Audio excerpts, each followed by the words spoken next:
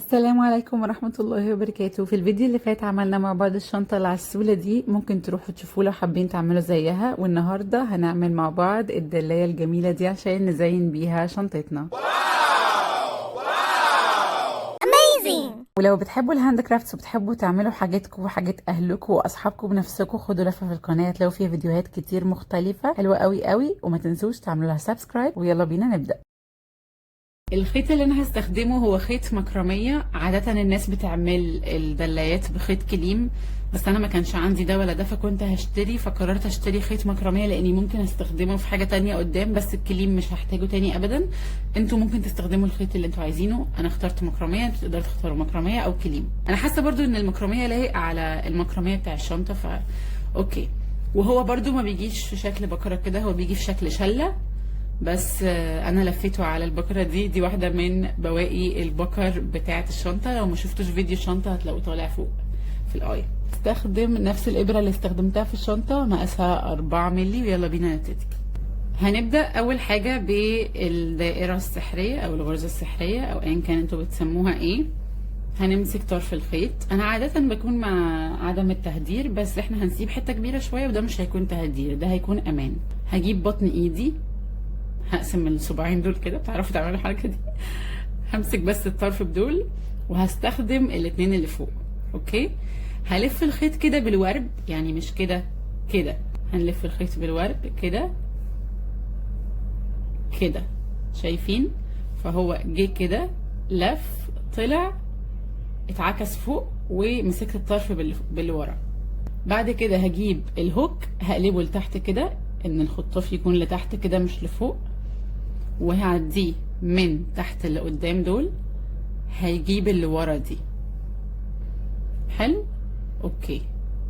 بعد كده هنعمل في بقى وسع هنا اهو، هنلف كده وهنعمل غرزة سلسلة في الفتحة دي. الدائرة السحرية بتنكلود هذه السلسلة اللي احنا عملناها دي جزء من الدائرة السحرية. بعد كده هفك كل ده وهطلع اللفلوفة دي، وبقت عندي هي دي الدايرة السحرية. تمام. الخيطين دول لازم يكونوا لازقين في بعض في كل الخطوات اللي جاية. هنعمل 6 غرز حشو.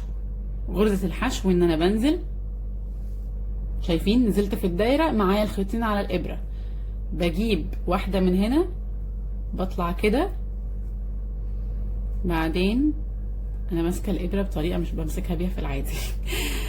دايما عشان الخيط تخين خلي فيه فتحة كافية. بعدين هنجيب دي ونعدي، 1 2.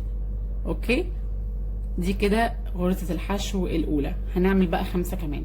هلف بس خيط كفاية على ايدي، هطلع دي كده من النص، اخليهم بس لازقين في بعض، ماشي؟ طيب هنعمل غرزة حشو تانية. هندخل جوه الفتحة، الخيطين الاتنين لازقين في بعض، هجيب واحدة، اعدي، وبعدين اجيب واحدة واعدي من الاتنين كده، بقيت عملت 2 وانا عايزة 6.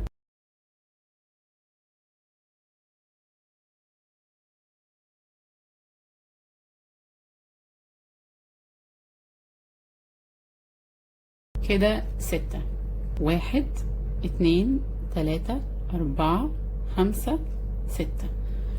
بعد كده هجيب الطرف القصير ده وهشد لحد ما الدايرة تتقفل. ده كده بقى شكل الدايرة. دلوقتي عايزة اقفل بقى خالص بغرزة منزلقة عشان نطلع السطر اللي بعده. فاول حاجة وسعت كده هنا، بعدين هاجي عند اول غرزة معمولة هعمل غرزة منزلقة. ازاي بقى؟ هدخل الابرة، اوكي، دايما الهوك باصص لي، هجيب لفة كده وهعدي، ماشي، وبعدين هعدي من هنا كمان. دلوقتي بقى هنبدأ اول غرز في السطر الجديد. هطلع 3 سلاسل في الهواء في السلسلة، بنلف كده من تحت الخيط وبنعدي. بعدين نلف من تحت الخيط ونعدي، ادي 2. بعدين نلف من تحت الخيط ونعدي، ادي 3. اوكي، احنا دلوقتي في انهي غرزة؟ احنا في الغرزة دي. ركزوا بقى عشان اللي جاي ده ايه، حوار شوية. هنلف اللفة دي كأننا هنعمل عمود بلفة، وهننزل هنا اللي هي الغرزة اللي احنا فيها، ماشي. هنجيب الخيط ونعدي، بعدين هنفرد على نفس الارتفاع بتاع ال3 سلاسل. اوكي كده 1، ونخلي نفسنا بقى كده لورا شوية. بعدين هنلف لفة كمان وننزل في نفس الفتحة، نجيب خيط ونعدي ونطلع تاني على نفس الارتفاع بتاع ال3 سلاسل.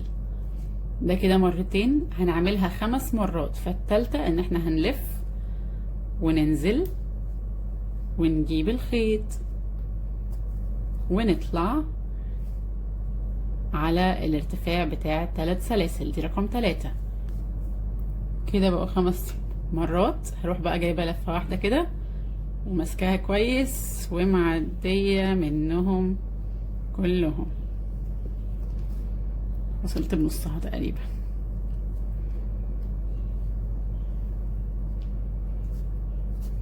اهو ماشي كده، عديت منهم كلهم. هكبر بس دي كده وهعمل غرزة سلسلة اقفل بيها عليهم. اوكي، بعد كده هعمل 3 سلاسل في الهواء شبه اللي قدام. 1 2 3. اوكي، وهاجي عند الغرزة اللي احنا عاملين فيها ده كله اصلا اللي هي دي، هعمل غرزة منزلقة اقفل بيها. فهنزل هجيب الخيط، اعدي من هنا واعدي من هنا. كده بنكون عملنا اول ورقة في الوردة.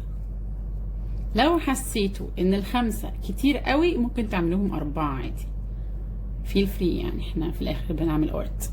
عشان انقل الورقة اللي بعدها هجيب الغرزة اللي بعدها اللي هي دي وهعمل فيها واحدة منزلقة كده، وبعدين كده. اوكي، وهبدأ نفس اللي بدأته في اللي فاتت، اني اعمل 3 سلاسل في الهواء. بعدين الف لفة وانزل في الفتحة واطلع وافرد لحد ما اوصل لطول ال3 سلاسل كده. اوكي، بعدين الف لفة وانزل في الفتحة واطلع لحد ما اوصل لطول بسم الله 3 سلاسل كده. 2، وهعدي من تحت كل دول، ودي كمان.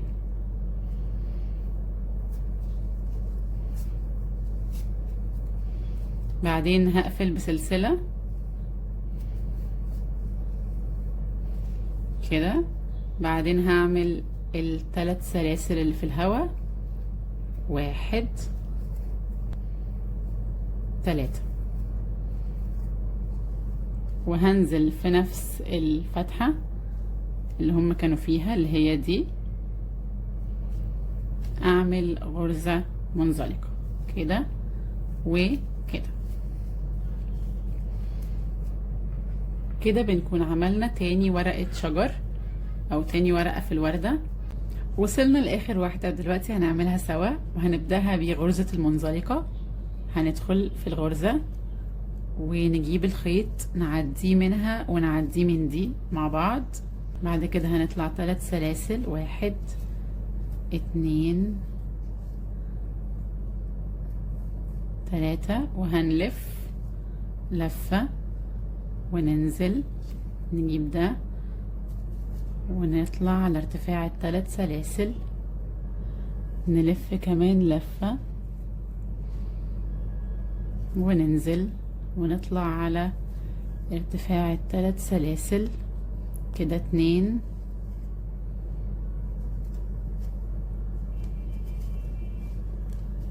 3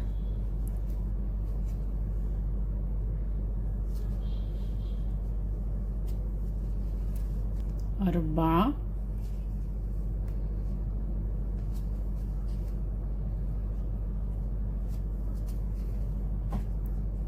5. بعد كده هنلف لفة على الخيط، نجيب ده ونعديه من تحت كله including السلسلة الأخيرة كده،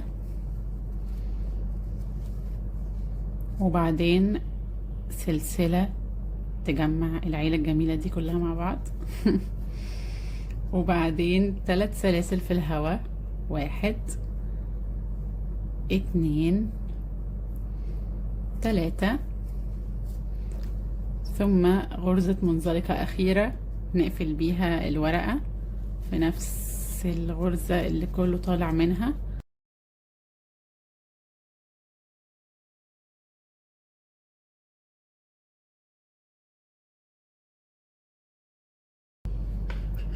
وكده الوردة بتكون خلصت. شايفين هي قد ايه حلوة من هنا؟ بصوا بقى ظهرها، يوجوالي لما احنا بنعمل حاجة بتبقى حلوة من وشها بس ظهرها نص نص، صح؟ بصوا بقى ظهرها، يا نهار ابيض على عسل من ظهرها احلى من وشها كمان، بومبيهات كده شكلها جميل جدا ما شاء الله، بعيدا عن الخيط بتاعنا يعني. فهي شكلها حلو من الناحيتين، انتوا ممكن بقى تختاروا عايزين تعملوا شكلها من انهي ناحية. دلوقتي بقى وصلنا لمرحلة التقفيل والمكان اللي هنعمل منه الدلاية. عادة الناس بتقولك عشان تقفلي اسحبي ده كده وتقصي وخلاص بتبقي قفلتي، بس احنا اصلا عايزين نعملها دلاية او معلقة، فاحنا محتاجين الفكرة دي. اوكي، فهنعمل ايه بقى؟ هنجيب الشنطة وهنختار الحتة اللي احنا هنعلقها فيها، هنعلقها هنا كده، وهنبدأ نشوف احنا عايزين طولها يكون قد ايه، ونشد بقى نطول لحد ما طولها يكون مناسب. عايزين نخلي بالنا برضو ان هي هتكون بتتلف ازاي، ده هيكون بيجي كده اوكي، وبعدين دي هتكون بتدخل منه كده وبتنزل، فاحنا بنقيس الطول. معلش بس انت تعالى معانا كده عشان احنا لسه مقصناش، ماشي؟ فاحنا هنقيس الطول بالطريقة دي.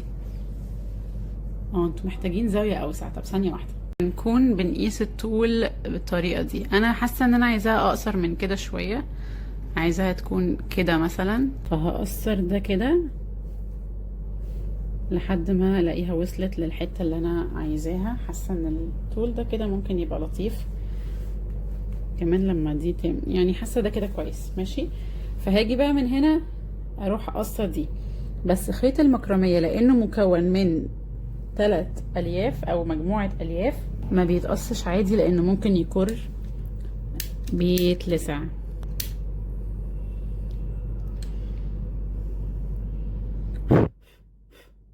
بعدين هنشيل دي وهنبدأ بقى نقفل ان احنا نربط الاتنين دول مع بعض.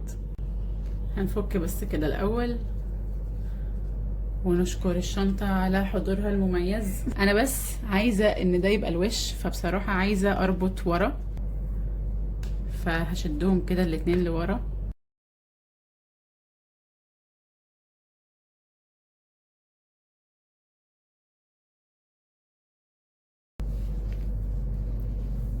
هجيب دي بقى كده وهجيب دي كده وهربطهم ربطة عادية.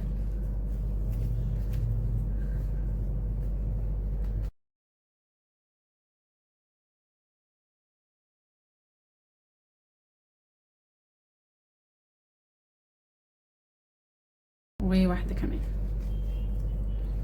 3. بحب اوي رقم 3 الجونيورز كل ما يجوا يربطوا حاجة اقعد اقول لهم لفيتوا 3 لفات. شايفين ازاي شكلها بقى عسول؟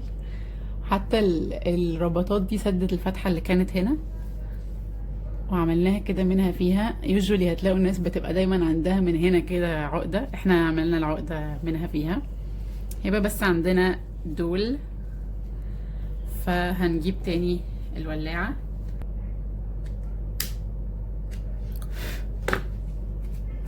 ده كده بيكون الشكل النهائي للدلاية من وشها. وده الشكل من ظهرها. حلوة في الاتنين، يعني سواء واحنا مركبينها اتعدلت او اتقلبت شكلها جميل قوي. تعالوا بقى نركبها دلوقتي مع بعض. هنجيب الشنطة، ولو ما شفتوش ازاي عملت الشنطة بنفسي هحط لكم الفيديو بتاعها في الاي.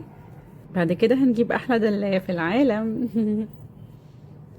وهنعديها كده وهندخلها كده.